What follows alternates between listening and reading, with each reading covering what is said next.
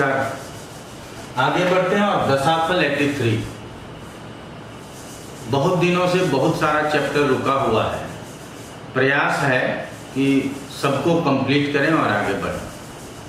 आप लोग भी ध्यान रखिए कि पाठ को क्रम से पढ़िए, और पाठ को यदि क्रम से पढ़ेंगे तो निश्चित रूप से इसका आपको लाभ मिलेगा। अब आज जो बात होगी वो शनि की महादशा में शुक्र के अंतर्दशा का फल। ज्योतिष में हमेशा एक बात कहा जाता है कि शनि की महादशा हो और शुक्र की अंतर्दशा, या शुक्र की महादशा हो और शनि की अंतर्दशा, तो अच्छे परिणामों का उम्मीद न करें। ऐसा क्यों कहा जाता है, इसके विषय में अलग से पाठ देंगे जिसमें विस्तृत जानकारी हो। लेकिन यहाँ समझना इतना ही है कि दोनों जो प्लैनेट हैं वो है तो आपस में मित्र, लेकिन गुण धर्म दोनों के अलग हैं। एक शुक्र है जो कभी रुकना नहीं चाहता, और एक शनि है जो तेज चलना नहीं चाहता। दूसरा है एक हर कार्य को किसी भी कीमत पर पूरा करना चाहता है, वो शुक्र है। और दूसरा है कि कार्य को धीरे धीरे करना है और किसी भी कार्य में रुकावट पैदा कर दें, ये जरूरी है, ये है शनि। तो शनि और शुक्र के गुणधर्म में कोई मैत्री नहीं है, इसलिए भी कहा जाता है कि शनि में शुक्र की दशा और शुक्र में शनि की दशा अच्छी नहीं होती। आगे विस्तार से समझेंगे। वर्तमान में यहाँ समझना है कि शनि में यदि शुक्र की दशा हो तो हम उस विषय को कैसे समझें। तो हमेशा आप लोगों को हम कहते रहते हैं कि कभी भी यदि दशाफल के विषय में पढ़ना हो तो सबसे पहले अंतर्दशानाथ, क्योंकि महादशा की बात बहुत हो चुकी है, अंतर्दशानाथ को सावधानी से समझना है। तो आज देख रहे हैं कि अंतर्दशानाथ शुक्र है, तो अब शुक्र को सबसे पहले क्या समझना है, ये नैसर्गिक रूप से कैसे ग्रह हैं, तो शुभ ग्रह कहे गए हैं, यह आप जानते हैं। दूसरा, काल पुरुष में इसको कहाँ का स्वामित्व है, तो काल पुरुष में इसको जो है धन का और सप्तम का स्वामित्व प्राप्त है, ये भी आप लोग जानते हैं। अब शुक्र जब शुभ ग्रह है तो हमारे जीवन में क्या चाहेगा कि शुभ परिणाम देने का प्रयास करेगा। ये तो हम लोग समझते ही हैं कि हम लोगों के जीवन में क्या हो, मांगलिक कार्यक्रम हो, घर में उत्साह बढ़े, कामनाएं बढ़े और नए वस्त्र आभूषण आदि प्राप्त हों, तो ये सब शुक्र के नैसर्गिक गुण हैं। युवाओं की जिसकी शादी न हुई हो, युवतियों की जिसकी शादी न हुई हो, उसकी यहाँ ये शादी करा दे अंतर्दशाओं में आकर के, ये सब साधारण फल है। और ये साधारण फल जो है कोई भी ग्रह अपने स्वतंत्र कारकत्वों के आधार पर ही करता है, और साथ में काल पुरुष में उसको जहाँ का स्वामित्व है तथा जिस भी स्थान के वो स्थिर कारक हैं, उस फल को करने के लिए उसको किसी भी रूप में उस भाव को एक्टिव करें तभी वो फल करें, ऐसा बिल्कुल नहीं समझते। तो अब यहाँ पे शुक्र क्या कर सकता है, शादी करा सकता है, धन भी दे सकता है, क्योंकि धन और सप्तम का स्वामी है। आपके जीवन में यदि व्यापार करते हैं तो किसी पार्टनर की तलाश हो तो वो पूरा कर सकता है। आप यदि यात्रा करना चाहते हैं तो यात्रा करवा सकता है। ये सब हम लोगों को समझ में आ गया। और धन से ही संबंध रखता है कि आप नए वस्त्र आभूषण खरीदें, आप अपने धन को कहीं निवेश करना चाहें, ये सब शुक्र कहाँ स्थित है इससे कोई लेना देना नहीं। अब जो आप सोच रहे होंगे कि ये हमने बना रखा है, ये इसीलिए बना रखा है ताकि आप लोगों को कुछ एक संकेत दे दे जहाँ शुक्र के फल को हम अच्छा नहीं कहें। तो हमेशा से शुक्र के फल को 8वें के लिए, 6ठे स्थान के लिए अच्छा नहीं कहा। लेकिन कहते हैं कि 12वें स्थान में शुक्र स्थित हो तो अच्छा फल करता है। क्यों? क्योंकि काल पुरुष के अनुसार 12वें स्थान में शुक्र के जो उच्च की राशि है, मीन राशि, वो स्थित होता है। कई लोगों का कहना होता है कि नहीं, ये सैया सुख का स्थान है और शुक्र फेवरेबल प्लैनेट्स है, इसीलिए द्वादश में इसको जाने का कोई परेशानी नहीं है। लेकिन आप लोग ये समझिएगा, जब किसी ग्रह को हम अलग अलग रूपों में देखते हैं, पहले किस रूप में देखते हैं? तो भावेश के रूप में देखते हैं। दूसरा किस रूप में देखते हैं? तो कारक के रूप में देखते हैं।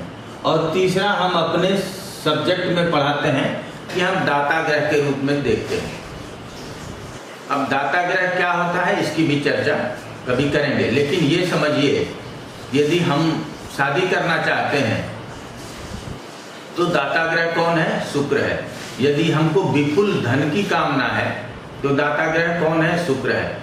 यदि हम मकान नहीं, फार्म हाउस की कल्पना करते हैं और अपने जीवन में चाहते हैं तो दाता ग्रह कौन हो जाएगा? शुक्र हो जाएगा। तो ये आप लोग समझते हैं। तो जब भावेश के रूप में देखेंगे और उसको द्वादश में पाएंगे तो वो अच्छा नहीं, अर्थात किसी न किसी भाव के लिए तो हम समझेंगे तो ये भाव बल में काउंट करेंगे। लेकिन दशा के लिए यदि द्वादश में बैठा है शुक्र, तो वहां हमको अच्छे और बुरे दोनों प्रकार के फल ये दे सकते हैं। अच्छे क्यों? क्योंकि शुभ ग्रह है, वो कहीं भी स्थित हो वो अपने शुभत्व को नहीं खोता, इसीलिए शुभ परिणाम देता है। तो इसकी वजह से हमको कभी अच्छे फल मिलेंगे। और जब कभी भावेश के अनुकूल या दाता ग्रह के अनुकूल उसको फल करना होगा तो वो फल बुरा होगा। ये आपके समझ में आ गया। अब हम कहते हैं कि अगर शुक्र की तुला राशि यहाँ स्थित हो तो आप समझ सकते हैं कि ये वृष लग्न का पत्रिका हो गया। लेकिन यदि यहाँ रहने के बाद हम कह देंगे कि इसको साहचर्य के नियम से अष्टम का दोष नहीं लगेगा, लेकिन यही तुला राशि यदि यहाँ स्थित हो जाए तब हम क्या कहेंगे कि अब ये द्वादशेश है तो 7, 8, 9, 10, 11, 12, 1, 2 दूसरी राशि यहाँ है और मंगल को मित्र नहीं मानता, ये भी हम लोग जानते हैं। तो ऐसे द्वादशेश शुक्र यदि केंद्र या त्रिकोण में बैठे हों तो हम उस स्थान की, ऐसे द्वादशेश शुक्र की दशा हो और वो केंद्र त्रिकोण में बैठे हों तो अच्छे फल नहीं करेंगे। और यदि वो इस स्थान में आकर के बैठ जाए और अशुभ ग्रह से दृष्ट हो जाए, अशुभ ग्रह से युत हो जाए, तो इसके विपरीत फल भी संभव है। अगर ये पंचम में बैठ जाए तो संतान में, हायर एजुकेशन में प्रॉब्लम हो सकता है। सप्तम में बैठ जाए तो शादी में भी प्रॉब्लम कर सकता है। अपना घर है लेकिन हम कहेंगे कि द्वादशेश का गुण उसके बावजूद भी होता है। ऐसे में लोग भटकते हैं कि क्या अपने घर में रह करके भी नुकसान कर सकता है? घर का नुकसान नहीं करना है। इस घर से बहुत सारी बातें देखी जाएंगी, लेकिन हम हमेशा कहते हैं कि द्वादशेश है, मूल त्रिकोण द्वादश में है, ऐसे स्थिति में शुक्र यहाँ होगा और अन्य अशुभ ग्रहों के प्रभाव में होगा तो पत्नी के लिए बहुत अच्छा कहेंगे, ये नहीं संभव है। अगर यही शुक्र भाग्य स्थान में हो जाए तो द्वादशेश भाग्य में हो तो भाग्य की हानि कर सकता है। ये आपके समझ में आ गया होगा। लेकिन यही शुक्र यदि नवमेश हो जाए, जिस भी स्थान में जाएगा उस स्थान की वृद्धि करा देगा। जिस भी स्थान में जाएगा उस स्थान से संबंधित अच्छे फल आपको प्राप्त होंगे। तो अगर ये फोर्थ में चला गया तो समझ लीजिए भूमि, भवन, मकान आदि का कोई दिक्कत नहीं, यहाँ पे उसकी दूसरी राशि भी होगी। लग्न में चला जाएगा तो आप जीवन में हर उस तरक्की को प्राप्त करना चाहेंगे और जो भी कामना रखते हैं वो सारी पूरी होगी। तो ये सभी बातों को हम लोग समझते हुए एकादश में चला जाएगा तो समझ लीजिए कि कहीं कोई लाभ फंसना नहीं है। इन सभी बातों को समझते हुए भी यदि हम ये कहें कि शुक्र बहुत अच्छा फल नहीं करता, तब आपको लगेगा कि तब इतने दिनों से जो हम लोग पढ़ रहे थे उसका क्या फायदा। तो शुक्र तो अच्छा फल करता ही है, ऐसा नहीं है कि अच्छा फल नहीं करता। लेकिन शुक्र किसके कारक ग्रह है? कामनाओं के कारक ग्रह, ये आप सभी जानते हैं। तो कामनाएं कितनी अधिक होंगी ये आप समझ सकते हैं, और कामनाओं के अनुरूप किसी को भी रिजल्ट नहीं मिलता। इसीलिए हम कहते हैं कि यहां हमेशा शनि में यदि शुक्र की दशा रहेगी तो आप हमेशा से लगेगा कि और संभव था, और संभव था। 5 करोड़ का इनकम हुआ लेकिन नहीं, 10 करोड़ का हो सकता था, ये तो हमको 5 करोड़ का नुकसान हो गया। आप मकान बनवाएंगे, नहीं इससे भी बड़ा ले सकते थे, ये तो हमको प्रॉब्लम हो गया, हमारा सपना कुछ और था। तो यहाँ क्या है कि हमको सपने आएंगे, हमको हमारी कामनाएं होंगी, हम कामनाओं के अनुरूप सपना देखेंगे। और कामनाओं के अनुरूप सब कुछ तभी संभव है जब शुक्र की स्थिति अच्छे स्थानों में हो। लेकिन महादशानाथ कौन है? शनि। वो निश्चित रूप से ठहराव लाएगा, क्योंकि फिर महादशा का अर्थ क्या बच जाएगा, कुछ न कुछ तो इंपैक्ट लाएगा। तो ऐसे में ये मंगल की महादशाओं में यदि शुक्र की अंतर्दशा हो तो हो सकता है कि फोर्स में रिजल्ट मिल जाए। तो आप लोगों को ऐसे बातों को बहुत सावधानी से समझना है।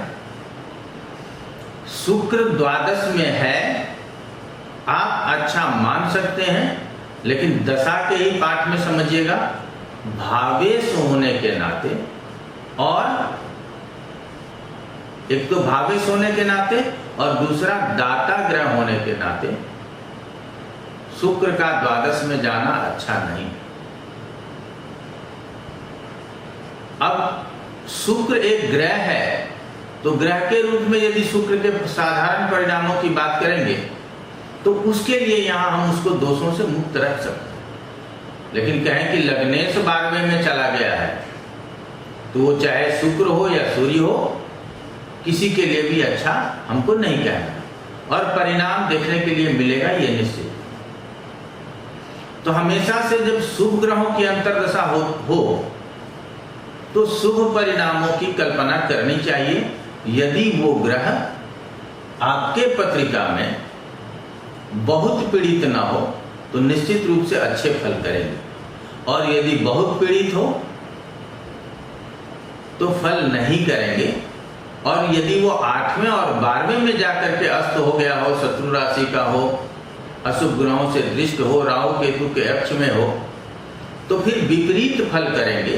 कब? अपनी ही दशा अंतर्दशा। तो इस तरह से छोटे छोटे विषयों को समझना है। हम उम्मीद करते हैं कि पाठ आपको सरलता से समझ में आता होगा। कोई भी परेशानी हो जाए कभी भी फोन करके संपर्क कर सकते हैं। विश्लेषण के लिए आपको निश्चित रूप से फीस जमा करना होता है।